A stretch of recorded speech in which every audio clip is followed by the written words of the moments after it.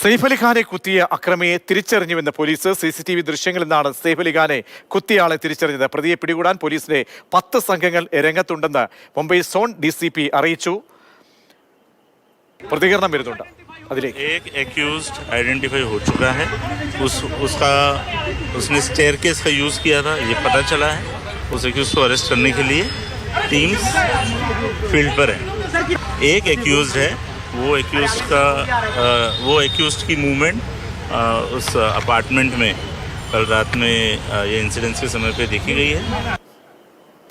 അർജുൻ പീതാംബരൻ ചേരുന്നുണ്ട്. അർജുൻ, വളരെ ഈ പഞ്ചനക്ഷത്ര നിലവാരമൊക്കെയുള്ള ബാന്ദ്രയിലെ പ്രധാനപ്പെട്ട ഈ കാവൽ സുരക്ഷയുള്ള ഒരു വസതിയിലേക്കാണ് എത്തുന്നത്. അപ്പോൾ അവിടെ ഒരു മോഷണം എന്ന നിലയിൽ എത്തിയത്, മോഷ്ടാവ് എന്ന നിലയിൽ തന്നെയാണോ പോലീസ് സ്ഥിരീകരിക്കുന്നതല്ല മോഷ്ടാവിൻ്റെ രൂപേണ എത്തിയ അല്ലെങ്കിൽ ആ രീതിയിൽ എത്തിയ മറ്റാരെങ്കിലും ആണോ?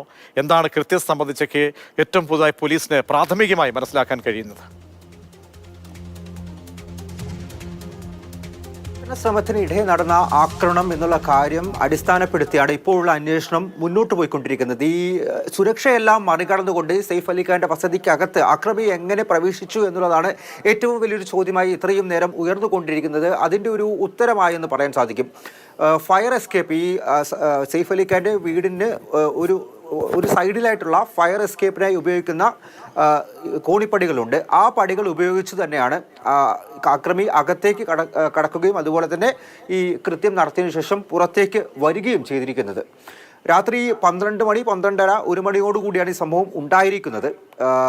സെയ്ഫ് അലി ഖാന്റെയും കരീന കപൂറിൻ്റെയും മകൻ്റെ മുറിയിലേക്ക് പ്രവേശിക്കാൻ നിൽക്കുന്ന സമയത്ത് അങ്ങോട്ട് നീങ്ങുന്നതിനിടയിൽ അവിടെ ഉണ്ടായിരുന്ന ഒരു ജീവനക്കാരി ഈ മോഷ്ടാവിനെ കാണുന്നു. അവർ ബഹളം വെക്കുന്നു.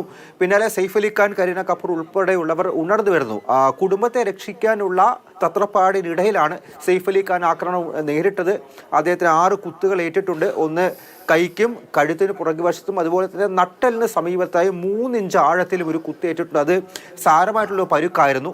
മാത്രമല്ല ഈ കുത്തിയ കത്തിയുടെ ചെറിയൊരു ഭാഗം പുറത്ത് അകപ്പെട്ടിട്ടുമുണ്ടായിരുന്നു. അതെല്ലാം ശസ്ത്രക്രിയയിലൂടെയാണ് ഇപ്പോൾ പുറത്തെടുത്തിരിക്കുന്നത്. ഈ ശസ്ത്രക്രിയ വിജയമായി തന്നെ പൂർത്തിയാക്കിയിട്ടുണ്ട്. അദ്ദേഹം ഇപ്പോൾ ICUവിലാണ് തുടരുന്നത്. പക്ഷേ അപ്പോഴും ആരോഗ്യനില തൃപ്തികരമാണ് എന്നുള്ള കാര്യം ഡോക്ടർമാരുടെ സംഘം പറയുന്നുണ്ട്.